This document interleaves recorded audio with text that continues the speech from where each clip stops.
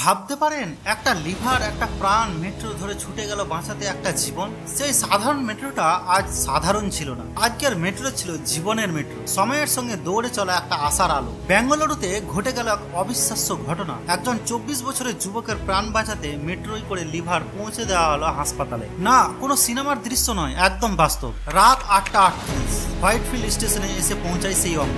রাত 8:42 মেট্রো ছুটতে শুরু করে। রাত 9:48 পৌঁছে যায় রাজা রাজেশ্বরী নগর। আর তারপর গ্রিন করিডোর পেরিয়ে সোজা অপারেশন টেবিলে একটা জীবন ফিরে পেল। ভাবুন তো, একটা মেট্রোর শেষ কামরা সেদিন ছিল একেবারে বিশেষ জীবনের কামরা। ডাক্তার, নার্স, সিকিউরিটি সবাই মিলে যেন একটা মিশন শুরু করে দিয়েছে, প্রাণ বাঁচানো, ক্লিন করা, ডকুমেন্ট দেখা, এক মুহূর্তে দেরি না করে সবকিছু সাজিয়ে ফেলা। এটাই তো আসল হিরোদের কাজ।